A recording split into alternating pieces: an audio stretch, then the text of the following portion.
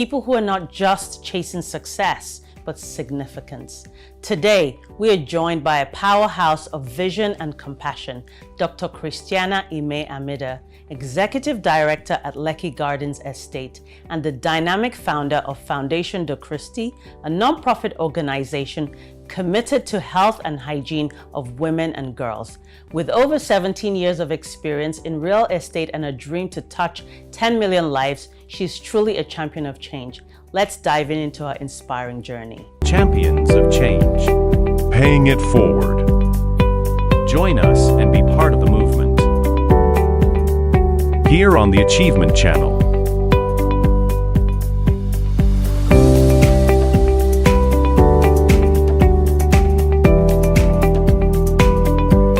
Welcome, Christy, to Champions of Change. It's great to have you here.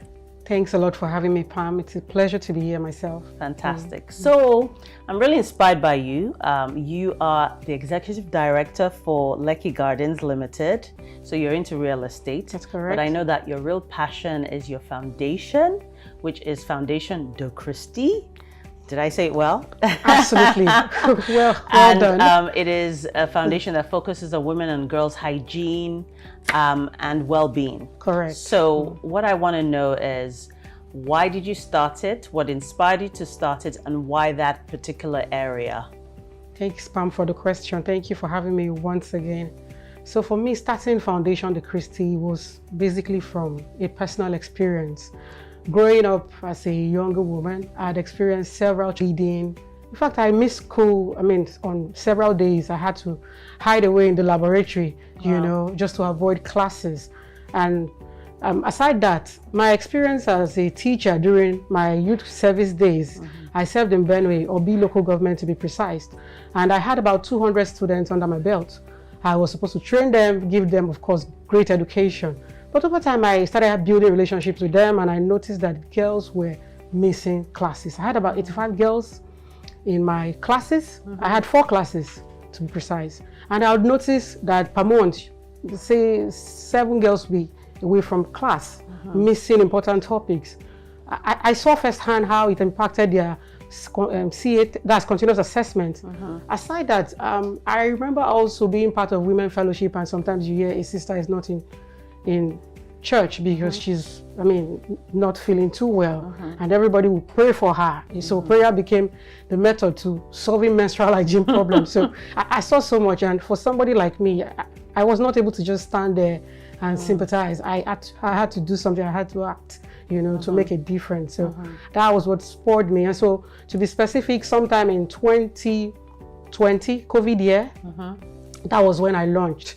It was my birthday, April 2020, and I was wondering what I'd do differently. And somehow it dropped again, like a divine inspiration, right. I must say, like, it's time for you to, keep your word. Because I had said earlier as a younger girl that if I can go through this, then I would make sure I help other women to go through it, less pain, understand their bodies, become more aware of their menstrual hygiene, health, and wellness. So amazing how you started this from a personal experience.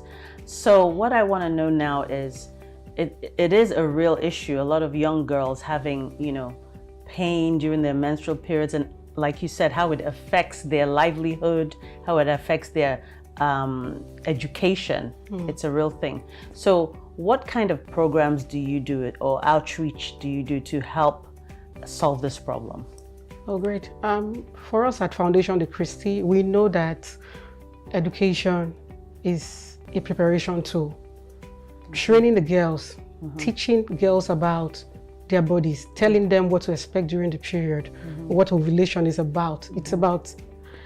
It's egg release from your ovaries. That's what it is. And you should have certain, maybe mood swings for some people, headaches for some people, what to expect during this period. So we go the extra mile to train, because that's the most important thing.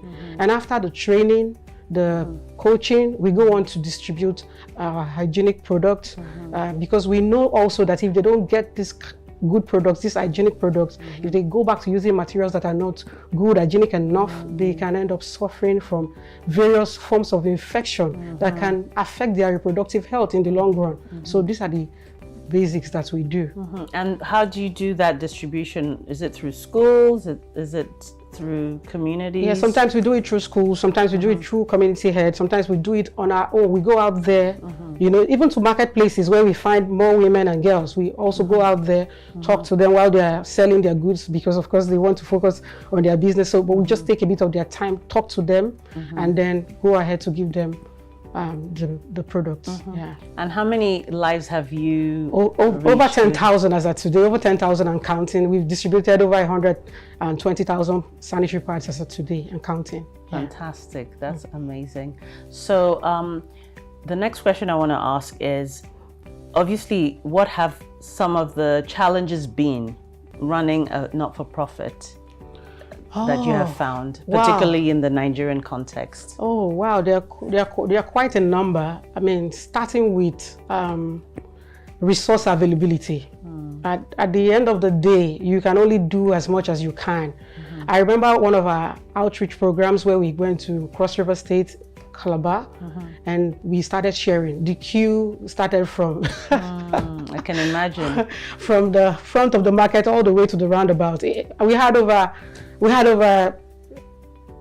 1,000 girls on that queue, you know, waiting in line to get products. And I looked at them, I saw the gratitude in their eyes, I saw how much they needed it. I realized that sharing 2,000, sharing 5,000, sharing 10,000 might not really cut it. There's more to be done.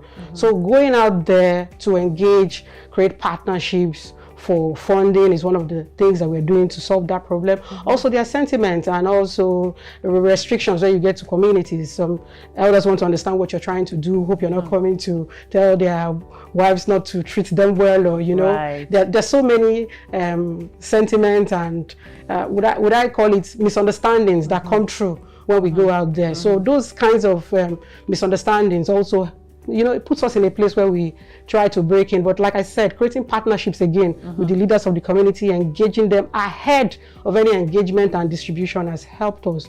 We continue to innovate too. So aside going into communities, we also send out materials online so that it gets to the girl wherever they are, in as much as they have a mobile phone to look at. That's awesome. That's awesome. So can you share with me some transformational journey with any of your beneficiaries? What are you one of the things you're most proud of? You can share as much as you want. Okay, I like it when I joined the team to do the distributions and talk to the girls. It's so lifting, I must say that. And I remember in during one of our outreach programs, I met a girl at home, Sade, her name. I asked her why she was not in school, and she was brave enough, because that's the word, to tell me she missed school because she's on her period, she's in pain, but more importantly, she does not have pads, you know, to you know, to put herself in that comfortable position to be in class like every other person. And then I took a good look at Sade and said, what can we do for Sade? If Sade is serious, if she's a serious student, then let's see how we can give her pad for 3 months ahead. Let her have the pads. You know, we put her on the program, gave her pads for 3 months, and Sade stayed in school all through 3 months. Sade is doing so well. Back to school, regular in classes, and that gives me joy. Yeah.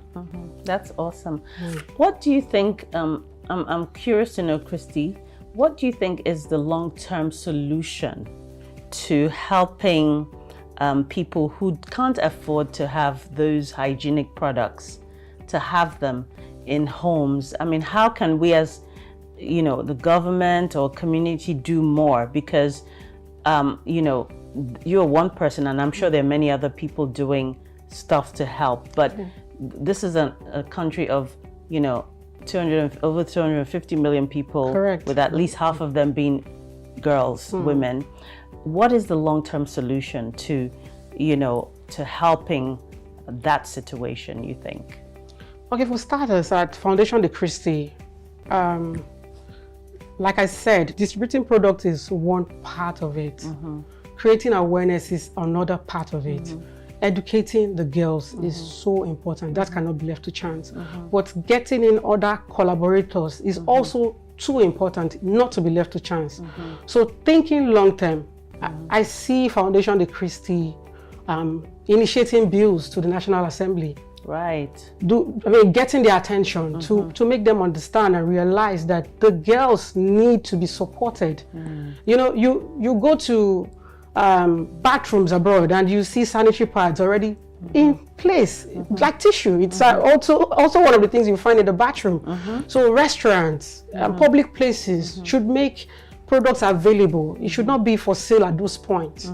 And aside that, you know, for companies that are also into production, partnering with foundations can also help them reach out to girls that cannot afford the product. Those are ways that I think in the long run can help the girls get the product. Exactly. So people being really intentional about putting it as part of their CSR initiative to know that this is an issue and can provide for girls who cannot afford to buy sanitary towels. I mean, for me, it's even mind-boggling thinking about that. In 2025, there are still people who cannot afford. There's so many of them, but when we go out, we get to see a lot. I mean, so many girls in pain. Some people can afford, their daily meal. They cannot not talk of affording pads. Pads, sure. You know, it's a luxury item, if I must say. Sure, and it not only affects, I would say, their education, it affects them their own confidence. Yes, it affects their confidence. Yes, I mean, that's one of the things we care so much about, because it's not just about distributing products, like I always say. It's about training them. It's about storytelling. It's about sisterhood. You want them to have a place where they feel protected, where they feel like they can share, they can talk about themselves, you know, in that space of, with a sense of safety. Yes, that's the word. So at Foundation de Christi, we are so passionate in making sure that they have the right environment to express themselves. Yes, because it's about their dignity, it's about their confidence, so they can go out there and enjoy their life to the fullest. Yeah. Awesome. Fantastic. Thank you. We'll take a quick break and come back and continue this amazing conversation with Christine. My name is Mrs. Imelda Ahunosuji. You can call me Madam Modesty. Follow Achievement Channel, listen to Achievement Channel. They are an amazing set of persons doing amazing work in the media space. So I want to encourage you to follow them, you know, get value from them. Please keep watching Achievement Channel. Keep watching Achievement Channel. It's a motivation channel. I recommend it. Do you feel terrified when speaking before a group? Are you stressed when asked to present? Do you bore people when speaking? Are you stuck with reading word for word? How do you give a speech with polish? Learn how at the School of Eloquence, the home of public speaking. Attend our practical coaching in public speaking. Call 0802 303 2066 or log on to schoolofeloquence.org. School of Eloquence, teaching the world to speak. Champions of Change. Paying it forward. Join us and be part of the movement. Here on the Achievement Channel.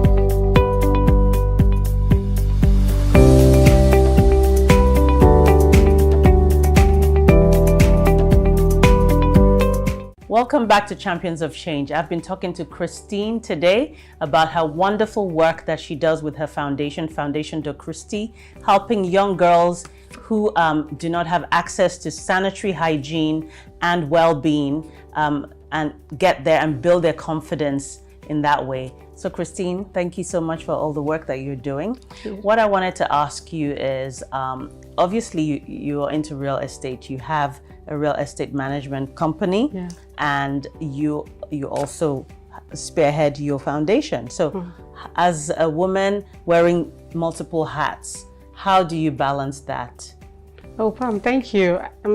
Well, for me, I don't think it's about balancing. I think it's about alignment. I have learned over the years to align my purpose across various spheres. And I have a solid team behind me. They understand the mission. They believe also in the mission. So over the years, we have learned to delegate correctly. We have learned to delegate with clarity and strategically. I think the work we're doing as a team is making me succeed, not just on my own. Working via a structure, working via systems is making me succeed. So it's not just about balancing. In fact, it's no longer about balancing for me. It's about alignment. Yeah. Fantastic, fantastic. And do you find that your work in the real estate has given you a breadth of experience that has lended itself into the foundation?